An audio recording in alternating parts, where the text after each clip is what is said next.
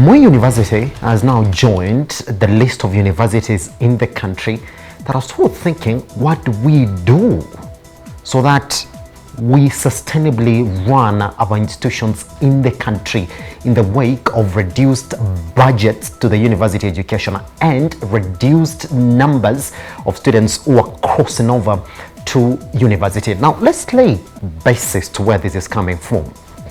And when we go back to 2013, a majority of the universities in the country could take a lot of students.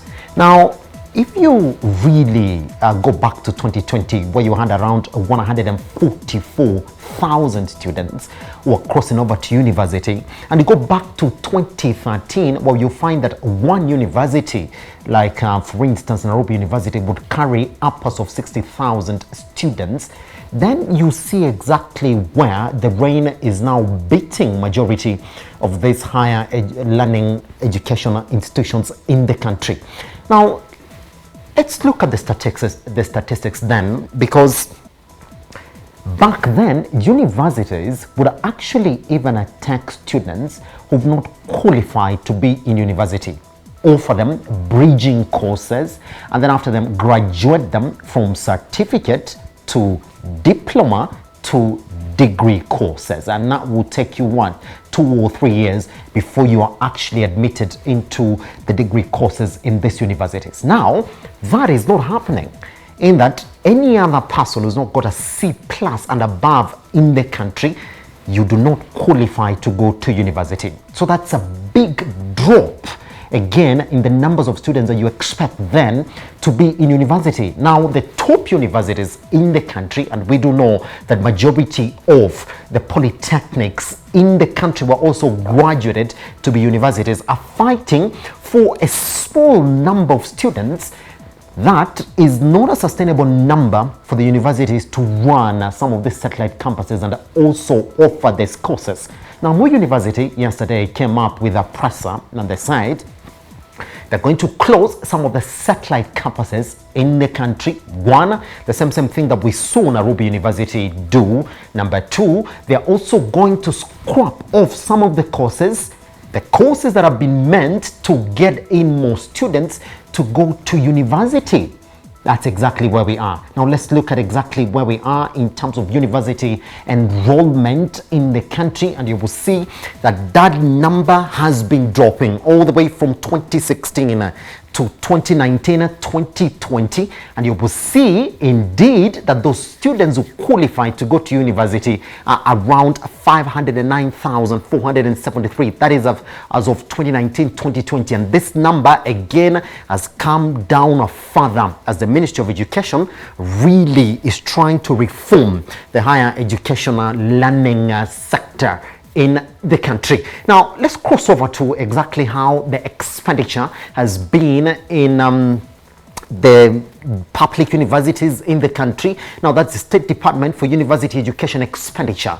Now, let's talk about that from 2015, and we're going to look into recurrent expenditure. Now, this is the expenditure that goes into the payment of salaries, and we have development expenditure, and then we're going to look at it in terms. These are exactly the revised budget estimates that we have for you this morning, and you will see indeed it has been increasing. 2019-2020 being the highest, but you'll find that 2020-2021 again we came back down to 94B, a figure which majority of the institutions in the country for higher learning are saying is not sustainable. Now, there have been a lot of proposals on exactly what should happen for universities in the country to get back up and support themselves. We do also already have a proposal that looks as if it's going to go through of the tuition fee coming back up again for the very first time since 1991, from 16,000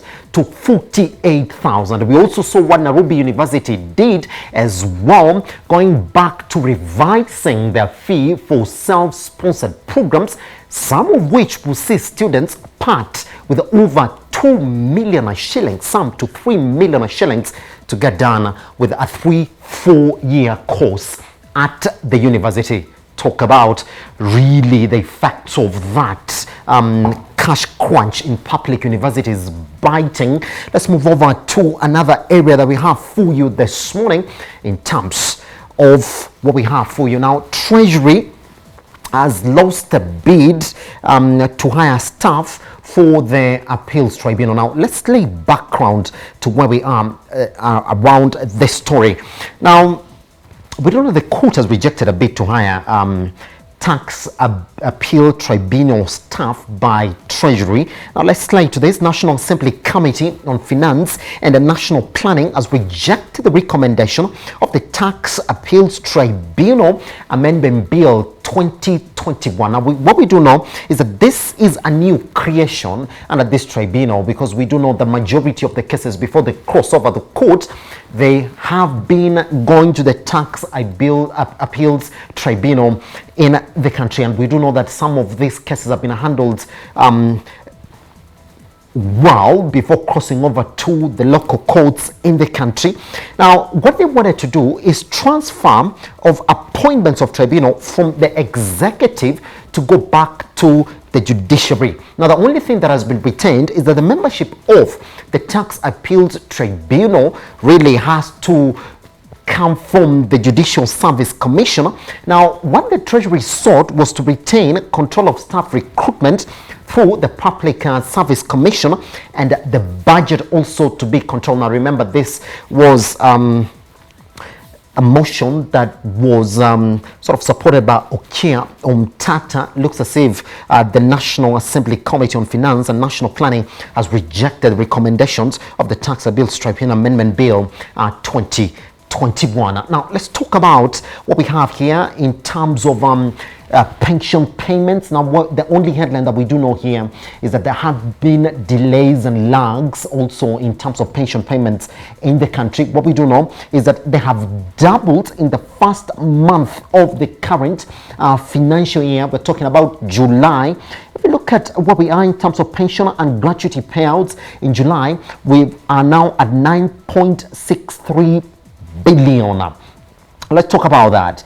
If you look at that rise, you could call it a 156.21% increase over to 3.76 billion, which was a year earlier. This is part of the Treasury really trying to meet their monthly goals of pensioner payments. Now, if you go back to that, you will see that this is a protracted lag that will be around 153.64 billion that was actually supposed to go into the budget for the financial year ending 2022 June. And if you go back, then you will see that there is a lag that will be protracted to around 12.8 billion, or by 24.8%, meaning the Treasury had been struggling to meet their monthly pension or payments goals. That's what we're talking about, this protracted lag. Now, let's talk about that. If we go back to what their goal was, 76.2 billion of their 111.14 billion goal, that was the goal by May 2021. So you will say that under this goal for May 2021, they were only able to pay 68.61 over that. That is in terms of percentage, which is off the target by 34.88 billion to the end of the fiscal year. Now, what has really been creating this, according to Treasury, is mass retirements that are piling pressure on our taxpayers. Now, let's talk about that. Payments are jumping now 162.69% from 58.49 billion for the financial year ended at 2017. You will see that 162.69%. Now, let's look at those retirees in terms of numbers. 60,000 public servants retired in the 3 years to June 2020. Let's talk about the specific numbers. 20,300, up from 19,800 a year earlier, and 19,300 in the financial year ended 2017-2018. Now, let's look at that government's recurrent expenditure this morning and see where we are, and look at how pensions are accounting for that. You will see that pensions are actually accounting for 6% of that recurrent expenditure, with wages and salaries taking the bigger part of that, 31%, foreign interest 8%, domestic interest at 23%, and other payments in terms of that recurrent expenditure by Treasury taking that 32%. Now, let's end this introduction this morning like this. Now, the government did announce that they've actually struck a deal with the British government to get jobless Kenyan nurses to work in Britain. Looks as if this morning they are announcing that should you have a jobless Kenyan nurse, and we do have the figure, there are 30,000. They're saying you should urge them right now to go to www.neaims, let me just say like that, .go.ke, and apply before August 27th of this month for a chance to work in the UK. That's what they're saying. The UK government also said that currently we have 894 Kenyan nurses that are working in Britain. Now, the Ministry of Labour and Social Protection is supposed to implement the process to get the 30,000 jobless Kenyan nurses to get a chance to work in Britain. Talk about the good fruits of that latest visit by President Uhuru Kenyatta to the UK. That's how we start at Metropole TV KE across all your social media platforms. My name is Simba Elijah Charles Kiage. Let's get started this morning, shall we?